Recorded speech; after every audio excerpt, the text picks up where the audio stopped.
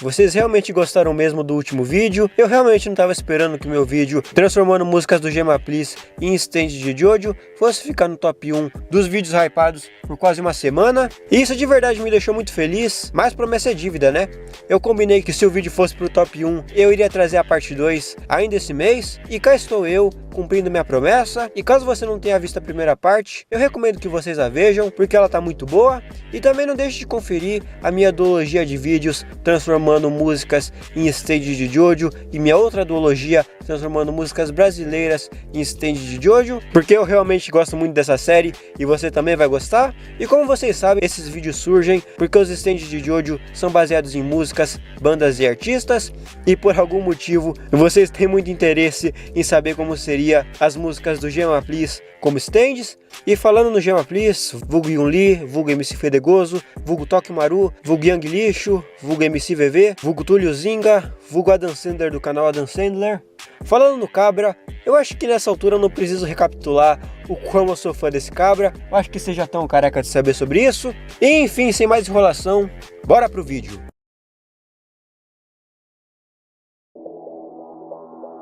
Começando com um pouco de hipocrisia, porque no meu último vídeo eu falei que eu não estava afim de fazer um stand baseado nessa música, mas em minha defesa eu falei que eu ia fazer essa parte 2 só com as músicas que vocês mais me pediram, só que dentro do possível, porque não adianta nada vocês pedirem para eu fazer um poder baseado em Shadow Forever ou Caipira Life, porque simplesmente não dá para fazer poder com esses absurdos, então nem adianta comentar. O que não é o caso de Big Crack, porque além de vocês terem pedido muito, eu tava com uma boa ideia de poder em mente para essa música. E para os fãs do Vito que só gostam de Bonda, saibam que agora vocês podem se orgulhar e ficarem felizes, pois agora vocês têm 2 stands baseados no seu álbum favorito, se somar com o Assassino da Pista do vídeo passado. E uma coisa que eu queria muito ter falado no último vídeo, mas eu esqueci, e eu queria deixar aqui uma recomendação de série do JF, que no caso é a série de GTA San Andreas, porque essa série é muito engraçada e extremamente divertida.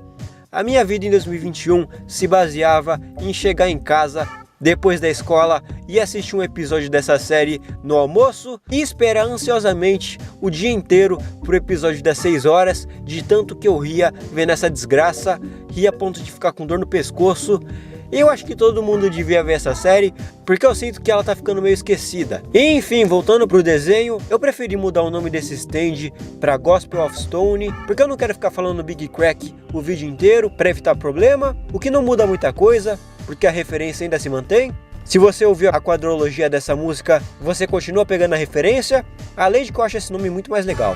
Se eu fosse milionário, meus mano, ia pro trabalho de jato e em casa só carne na brasa, e eu sei que ainda não tô lá. O usuário do Gospel of Stone é esse rapaz chamado Renato, que, como curiosidade, ele gosta muito de assistir Digimon, e os poderes do Gospel of Stone se consistem em um caldeirão bem pequeno, e sim, isso daí é um caldeirão, tá? Que solta várias fumaças com diferentes propriedades, e essas propriedades vão depender do material que foi queimado no caldeirão. Então, se por exemplo ele queimou nitrogênio líquido no caldeirão, a fumaça emitida vai ter propriedades congelantes e vai cobrir toda a área de alcance, que no caso é de 10 metros. Se o material queimado for o algodão, essa fumaça vai ser altamente inflamável e qualquer faísca e calor dentro da área de alcance seria completamente fatal. Ou seja, de forma resumida, os poderes do Gospel of Stone se consistem em roubar propriedades dos objetos que ele queimou, e o usuário não é afetado pelas propriedades da fumaça. Porém, esse poder tem um grande custo a se pagar. Ele só pode ser utilizado 3 vezes por dia, porque caso contrário, o usuário irá perder totalmente o controle do seu próprio poder, e quem irá assumir é uma antiga entidade demoníaca que é feita da fumaça do Gospel of Stone. Essa entidade é tão temida que muitos têm medo de dizerem o seu nome, que no caso é Connor Mancer. Meu Deus do céu, se tu pegou essa referência, pelo amor de Deus, vai procurar ajuda. E o Renato não gosta nem um pouco dessa entidade, então por isso mesmo ele evita usar muito o seu poder, porque ele sabe do poder sem limites de Connor Mancer, ainda mais considerando que o Connor ainda consegue utilizar as propriedades dos materiais queimados pelo Renato nas últimas 24 horas. Então o bicho é muito perigoso para ficar solto por aí. e por isso mesmo o Renato odeia o seu próprio poder. E enfim, esse é o resultado final do Gospel of Stone. Eu achei bastante criativo esse design, como vocês puderam ver aí pelo Speed Paint. Eu queria fazer um negócio mais esfumaçado, mas ia ficar tão sem graça que eu decidi mudar por completo e fiz ele baseado no Akira de Devil May Cry, além do clássico EVA 01, que são as inspirações mais óbvias da música e dos clipes de Bonda. E no mais é isso, bora pro próximo.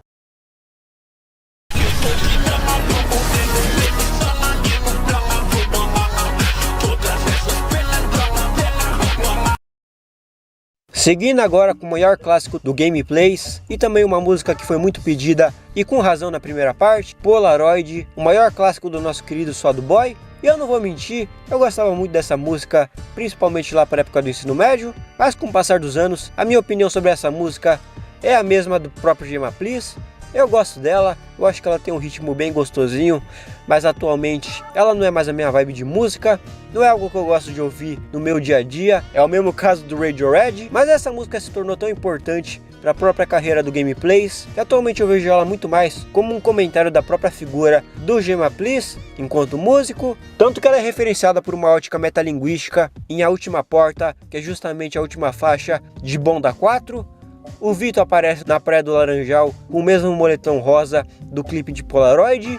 E eu acho incrível que esse moletom resistiu ao tempo, mas ele recria toda a iconografia de Polaroid no clipe dessa música, porque o MC VV, junto com o MC Fedegoso, foi o primeiro pseudônimo musical do Vito. E em A Última Porta, ele está comentando sobre Polaroid, como são dos vários universos que ele foi durante sua viagem por Bonda, o que pode ser lido como um grande prenúncio do final do Yun Lee em 13 lentes de um final feliz, pois a carreira dele como Yun Lee foi apenas uma de suas muitas fases, ela foi a sua última porta, e se essa foi a última porta do Yun Lee, ele comenta sobre Polaroid uma última vez em Primavera de 13 lentes de um final feliz. Tô correndo, mas tô sempre no lugar, yo. No passado eu já corri sem sair nunca do lugar, mas hoje eu quebro barreira pra você levantar. Lembre-se sempre de que não importa o quanto você corra, você uma hora chega onde você quer. O importante é nunca parar de correr. Voltando agora pro desenho em si, eu usei obviamente o Alien X como referência, só que o design bom dele, que daqui a pouco vocês vão entender essa referência, além de um Polaroid de Lego para fazer jus ao nome da música e do poder, e também o próprio Golden Experience, que eu acho que era essa vibe que eu queria passar para esse desenho. Não vou mais chorar, tô vendo que cê nem vai ligar. A usuária do Polaroid é essa bela garota chamada Camila, com 2 L's, e como curiosidade, ela só tem amizade e se relaciona com quem assistiu o One Piece inteiro, e os poderes do Polaroid são todos baseados na teoria da relatividade de Albert Einstein. Eu não vou explicar tudo dessa teoria, porque ela envolve muita coisa, e isso ia comer muito tempo do vídeo, mas de forma muito resumida, a parte mais conhecida da teoria da relatividade diz que o tempo passa mais devagar para quem está se movendo no espaço em alta velocidade do que para quem ficou parado na Terra. Então a Terra é um objeto que orbita o Sol em uma certa velocidade, e por isso mesmo o tempo na Terra passa do jeito que a gente está acostumado, mas suponhamos que você seja teletransportado para um planeta que orbita uma estrela 10 vezes maior que o Sol, ou para um planeta orbitando uma estrela de nêutrons, se é que isso é possível, ou por fim um planeta orbitando um buraco negro. O tempo certamente passaria muito devagar para você que foi para esses planetas do que para todo mundo que ficou na Terra. E se você que está assistindo for um físico com muito tempo livre, sinta-se à vontade para corrigir essa explicação ou complementar ela aí nos comentários. Mas tendo essa explicação em mente, é justamente aí que o poder do Polaroid entra em cena. Como vocês puderam ver aí no Speed Paint, o corpo do Polaroid é basicamente um mapa do universo e a cabeça dele é uma câmera Polaroid. E tendo esse design em mente, a habilidade do Polaroid depende das seguintes condições para que a habilidade ocorra. Primeiro, a Camila precisa de uma única gota de sangue de sua vítima. Depois ela precisa tirar uma foto de algum lugar, e a pessoa que o sangue foi coletado precisa estar nesse local da foto, apesar de que a pessoa não precisa necessariamente estar na foto. Depois a Camila precisa escolher algum planeta ou local do universo no mapa universal do stand e ela pode acessar esse mapa através do seu celular. E depois que ela escolher o planeta, a vítima não vai mais poder sair do lugar da foto, nem qualquer pessoa que estiver dentro do local da foto. E o tempo do local da foto vai se passar igual ao tempo do planeta que a Camila escolheu. Então, se ela escolher um planeta que 2 horas lá equivalem a 5 anos na Terra, assim também vai acontecer no local da foto.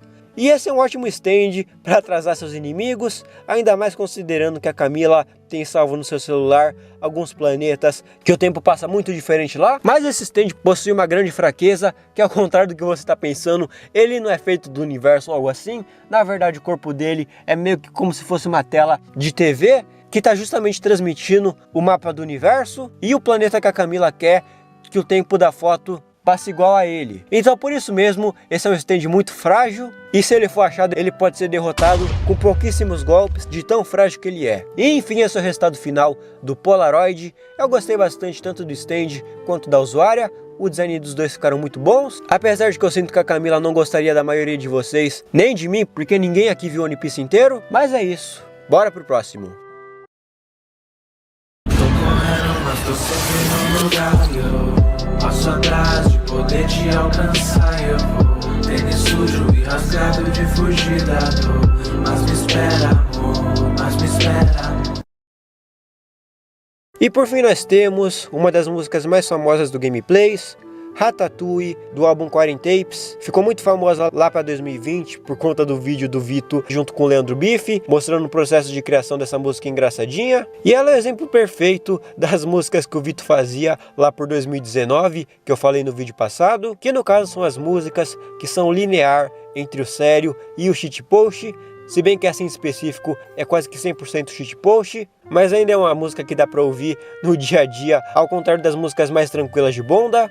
E, enfim, como vocês podem ver, eu não tô usando nenhuma referência para esse desenho, porque eu já tava com uma ideia fixa na minha mente de que eu ia desenhar um livro de receitas para concluir esse vídeo. Inclusive, alguns de vocês estavam reclamando que eu só desenho stand humanoide e que nem todo stand é humanoide, mas vocês têm que entender que eu preciso fazer um avatar humanoide para colocar na thumb, porque a visão de senso comum que as pessoas têm de stands são justamente avatares humanoides. Então, se eu colocasse o Mariana Cross na thumb da parte 2 do meu vídeo transformando músicas em stands de Jojo, ninguém ia ver, porque na visão das pessoas, stands estão muito mais próximos de avatares humanoides e não de confessionários. Inclusive, só a existência do Mariana Cross já quebra esse papo de que eu só desenho figuras humanoides. Tenho Razões e Emoções, que é um álbum de figurinhas. Tem a Menina Veneno, que é um robozinho de brinquedo. O modo padrão de operação do The Neighborhood é um celular. Então é só vocês verem os outros vídeos que vocês vão ver que até mesmo os stands humanoides que eu faço vão muito além disso. Atrix 4, Drift pelado, grau de moto pelos pés de humano muito irado. Oh meu Deus, você é o novo Tio Senhor aqui? Sim, eu sou o Carlos, vendedor de açaí. O usuário do Ratatouille é esse chefe que na real nem eu sei o seu verdadeiro nome, mas todos o conhecem como Crazinheiro, porque ele é um chefe muito famoso por conta de suas receitas cabulosas. E se você estiver se perguntando por que ele tá todo enfaixado, saiba que é porque eu testei vários rostos para ele e eu não gostei de absolutamente nenhum. Eu achei que nenhum deles fazia jus ao grande Crazinheiro. Então, por enquanto, ele vai ficar sem rosto e aparência definida, pelo menos até ele aparecer no quadrinho, que inclusive sempre é bom lembrar que eu tô produzindo um quadrinho com os personagens e os poderes que eu criei aqui no canal. Não vão ser todos os personagens que vão estar lá, mas o Crazinheiro em específico, eu já tenho uma participação em mente para ele e eu tenho quase certeza que vocês vão gostar. E enfim, os poderes do Ratatouille se consistem em acentuar e manipular alguma propriedade de algum ingrediente específico das receitas catalogadas no livro. Por exemplo, sementes de pistache são consideradas perigosas de se transportar em altas quantidades, pois quando elas são armazenadas em grandes quantidades, elas são altamente inflamáveis e podem iniciar incêndios, ou até coisa pior. E é justamente aí que entra o poder do Ratatouille. Com o bolo de pistache com cobertura de chocolate e grãos de pistache moídos na hora, acompanhado de sorvete de baunilha, essa receita localizada nas páginas 27 e 28 do livro de receitas pode ser altamente perigosa, pois ela pode iniciar um incêndio a qualquer momento, pois todas as propriedades inflamáveis foram elevadas ao extremo com a habilidade do Ratatouille, que, lembrando mais uma vez, o poder dele é acentuar e manipular propriedades específicas de um ingrediente específico de suas receitas. Mas assim como todo poder que eu crio aqui, o Ratatouille também tem suas condições e elas são extremamente demoradas porque elas dependem que o cozinheiro tenha se preparado pelo menos umas 2 horas antes de as pôr em prática, que no caso o cozinheiro precisa escrever a receita que ele tem em mente no seu livro ou reutilizar outras receitas que ele criou e escreveu anteriormente. Ele também precisa conhecer e ter ciência das propriedades de cada ingrediente da receita e por fim ele precisa cozinhar e fazer o prato que ele quer, enquanto o livro fica aberto nas páginas da receita que ele quer, porque as propriedades dos ingredientes só vão ser levadas ao extremo enquanto o livro estiver aberto na receita que o chefe quer. E por fim ele ou algum garçom precisa servir a refeição à sua vítima, e por esse poder ser tão específico e complicado de se aplicar, o cozinheiro certamente não prestaria para ser um vilão principal, mas ele certamente seria um ótimo vilão secundário que faria um certo caos na vida dos protagonistas enquanto eles tentam almoçar em paz, ainda mais considerando que o cozinheiro tem o hábito de se infiltrar em várias cozinhas de diversos restaurantes. Então agora aqui vai um guia de receitas do cozinheiro e os diferentes efeitos que seus pratos causam por conta da habilidade do Ratatouille. Primeiramente nós temos o sorvete de baunilha e chocolate belga com cobertura de caramelo, servido na taça. Por ele ser feito com ingredientes de excelente qualidade, seu gosto é simplesmente incrível, mas como vocês bem sabem, alguns sorvetes possuem rum em suas composições, mas é tão reduzido na produção que não tem praticamente nenhum teor alcoólico e só serve para dar um sabor a mais. E isso até o poder do Ratatouille entrar em cena, pois ele pode fazer com que um simples sorvete fique mais forte que o drink do Mazzaropi, ou seja, derruba qualquer um que encostar a língua nisso aí. Ou quem sabe, a limonada tropical suprema, feita com 3 tipos de limões diferentes e também um pouco de água com gás, além de açúcar para dar uma adoçada, que pode parecer uma simples bebida refrescante, mas que pode causar lesões bem graves e severas em quem tomou isso aí, pois a acidez dos limões foram todas levadas à última potência. Mas se o cozinheiro sentir que o modo padrão de operação do Ratatouille não estiver dando conta de lidar com seus inimigos, ele pode apelar para a segunda habilidade do Ratatouille, o quinto elemento. O quinto elemento é uma espécie de forno elétrico que corta a condição do Ratatouille de ter que fazer sua vítima provar ou receber o prato. O cozinheiro ainda precisa fazer a receita com o livro aberto para usar o poder do quinto elemento. Depois ele precisa invocar o quinto elemento e deixar o livro aberto em cima do forno. E se o livro for fechado, o quinto elemento é desativado instantaneamente. Mas se isso não acontecer, o cozinheiro só precisa colocar o prato dentro do fogão, que a refeição será consumida e convertida em um poderoso ataque 100% certeiro com as propriedades do ingrediente da receita. Então se o cozinheiro colocou aquele mesmo bolo de pistache que eu mostrei, o quinto elemento irá convertê-lo para um super laser explosivo de pistache, e esse poder serve bem mais se o cozinheiro for descoberto, porque convenhamos que a habilidade padrão do Ratatouille é quase impossível de ser rastreada. Mas se o cozinheiro der mole e for descoberto, ele pode apelar para o quinto elemento, que serve como último recurso para ele sair de situações difíceis. Inclusive deixe aí nos comentários quais alimentos com propriedades específicas o cozinheiro devia saber para fazer as receitas mais cabulosas possíveis, porque eu vou gostar muito de ler os comentários. E, enfim, esse é o resultado final do Ratatouille e do cozinheiro, porque não tem muito para que vocês quererem ver um simples livro de receitas. Eu não vou mentir, eu acho que esse foi um dos meus poderes favoritos que eu criei aqui no canal, porque eu consigo ver muitas situações extremamente divertidas em que o cozinheiro seria um ótimo vilão secundário de algum mini arco extremamente divertido, e eu achei esse poder muito criativo e facilmente entrou na minha lista dos favoritos. Atomina de quer, lembrei do meu linguine. Salsa com cebolinha, salsa está elevada. Taca a salsa aqui em cima, ela apaixona no pai.